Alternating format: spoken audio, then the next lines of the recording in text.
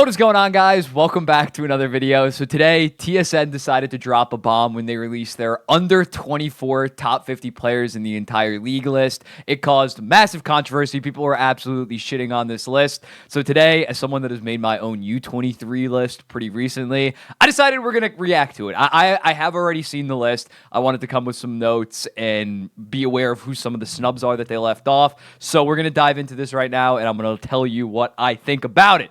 Okay, so one distinction with this list that I think people are missing out on is the fact that it's based on projections. Let me see where it says this. Budden is projecting that Bedard is the best at his best in the years to come. This is a projection list. This is looking at them when they're 25, 26 in the prime of their career. I think you're going to notice that when you see this list. This is not like my list that was just right now how good they are. So you're going to see some 18, 19-year-olds that 18 to 19-year-olds that are over like 23-year-olds that are clearly better players right now. So just keeping that in mind because I feel like that's the main disconnect right now with this list. All right, start it off. Top 5. Bedard, Quinn Hughes, Jack Hughes, Stützle, Dahlin. I think this is the correct top 5 in terms of who's there based on projections. I don't know how you have Quinn Hughes over Jack. I know how you have Quinn Hughes over Jack Hughes, but that just seems really recency bias in my opinion.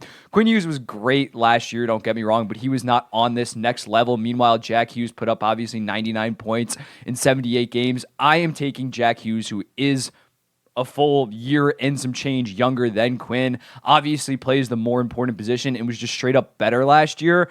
And when you look at it, it's not even like Jack Hughes has 16 points in 17 games right now. He's playing 2 points per game. He has 22 points in 11 games. So I don't get this logic, but having Quinn Hughes ahead of Jack Hughes when both of them are arguably the 2 best players in the entire NHL right now, and Jack Hughes has a better track record than Quinn Hughes, is a year younger, and plays a more important position. In terms of Connor Bedard, people were losing their mind because he isn't number 1. He is number 1. He's going to be the generational talent. He's obviously already on pace for like 46 goals and almost point per game. Projection. By 2028, he's going to be probably the best player in the entire league once McDavid starts to slow down. So when looking at this top 5, I think me personally, I would probably go with Stützle even ahead of Quinn Hughes. I'm going to show you my top 10 later on. I made my own top 10. It's going to be fun. You're going to love it. But next up, the next 10. Seider, Sanderson, Caulfield, Power, Carlson. Not bad. I wouldn't have Cole Caulfield that high. I did have Cole Caulfield number 4 on my U-23 right now, but Cole Caulfield is on the older side of a list like this. He does turn 23, I think, next month, January 1st or something, is like his birthday. So when looking at Cole Caulfield, I don't think that he has the upside of an Owen Power or Leo Carlson. I can't justify that. Leo Carlson, I love him getting the respect. He's ahead of an Adam Fantilli based on this, ahead of a Logan Cooley. So when looking at this, I would move Caulfield down. I would maybe even switch Power with. I would probably have Power ahead of Seider and Sanderson. He is younger than Sanderson, 2 years younger than Seider. So I think I would move up Power. I would move up Carlson. Moving on. Oh, next 5 is Dobson, Svechnikov, Hughes, Fantilli, Cooley. I would move Svechnikov and Dobson down because they are the 2018 draft class. They're both 23, turning 24 this year. They are basically what they are. I mean, Dobson is having a fantastic breakout season, but Svechnikov has basically just been a 70-point, 30-goal, 40-assist guy since his sophomore year. I'm pretty low on Svechnikov right now. And in terms of Dobson, I think he is going to be an elite number 1, mid to high 50s, maybe even get to 60 points. But I am taking the upside of a Luke Hughes, of an Adam Fantilli, of a Logan Cooley over Dobson and Svechnikov. So I personally would definitely move Dobson and Svechnikov. I like Dobson getting the respect. He's playing great this year. Don't get me wrong. Also, the little numbers in parentheses are their ranks last year on this list. Obviously, that included the 2017 draft last year, which was absolutely loaded, so there's a ton of movement. Matvei Michkov that low is insane. That's utter bullshit. I'm just going to straight up say it. He's like 13th in the entire KHL right now in points per game as a 19-year-old or 18-year-old. He needs to be far higher. Cutter Gauthier on the flip side of that, one Philly prospect that's too low. I think Cutter Gauthier is too high. Very promising. He's playing great at Boston College this year, but to safely have him ahead of Cousins, Raymond, Boldy, who are all established NHL players, I would not personally do that. So I think Michkov should be like top 5, arguably, and Gauthier should be lower. Beniers, Wolf, Wallstead, Wyatt Johnston, McTavish. This makes sense. These are all 20 to 22-year-olds that have, besides Wallstead and Wolf, but the forwards are all pretty established NHLers at this point. I'm fine with this. I don't think I would maybe move McTavish up a little bit. That'd be my one concern. Devin Levi, Byram, Miller, Brant Clark. Brant Clark's an interesting one because he obviously is with the AHL squad right now. He tore up the OHL last year. He was like 2 points per game. That's a pretty interesting one. Byfield's too low. I would move him up. He's starting to break out. I would definitely have him a little bit higher. But in terms of the rest of that, Levi, not playing good, but he's still going to be a stud. Perfetti, Bouchard, Zegras, Minchikov, Nyes. I would move Minchikov up, definitely. He's a 2022 draftee that's walking in and is probably going to put up like 50 points this year while being solid defensively. I think Minchikov has to be top 20, arguably, at this stage. Zegras, I understand where they're coming from. He's not having the best season. Bouchard, offensive beast, but he does play in the Edmonton power play. I could see why people would even want him lower. And I would move up Cole Perfetti a little bit. I would have Cole Perfetti ahead of like a Keandre Miller. Maybe I'm just biased against the Rangers. Matthew Nyes, fair.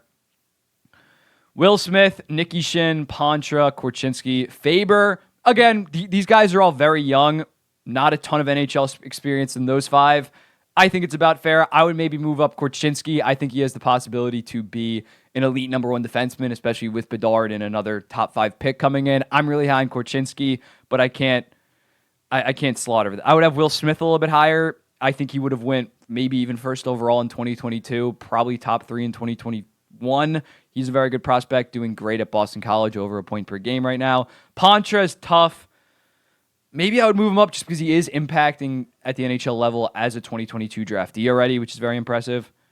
Ryan Leonard and Jiricek, I would definitely move up. Jiricek is getting some NHL action last year, tore up the AHL last year. Ryan Leonard, I had him as like my 6th best prospect in the draft last year. He's doing very good at Boston College. I think they're sleeping on those two guys that were top 8 picks in 2022 and 2023. I think that's a sleep.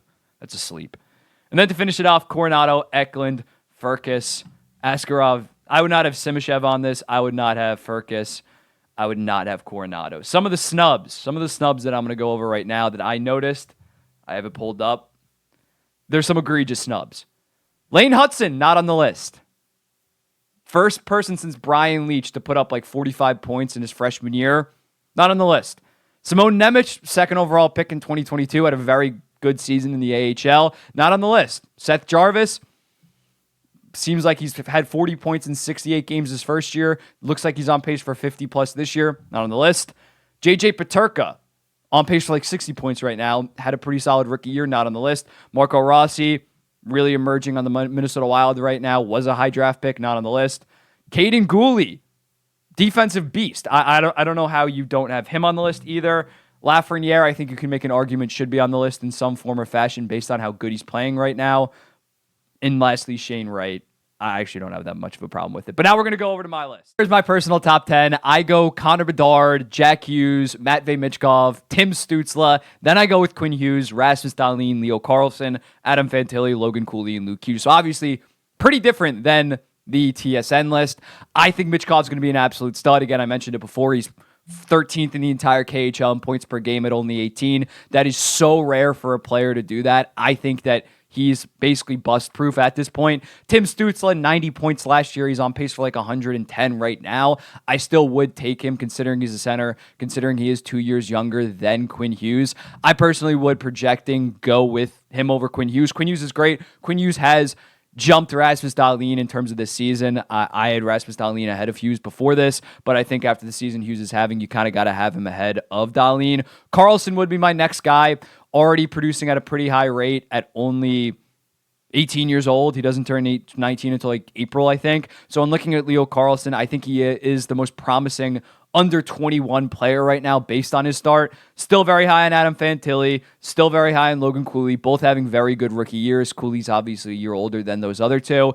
And Luke Hughes. Luke Hughes looks very good. He should have been a 2020, basically should have been a 2022 draftee. He was a September 9th birthday. September 15th the cutoff. So that's why I have him ahead of an Owen Power. Although I might think Owen Power might slightly be better right now, I think Quinn Hughes, considering he's 10 months younger, no, Luke Hughes. Considering Luke Hughes is 10 months younger, I think Luke Hughes is going to end up better. But you can make a ton of, past even 7th, past Rasmus Dahlin, this list is wide open. I like Leo Carlson. I could understand why you would have a Moritz Seider at number 7. I understand. But this is my personal top 10.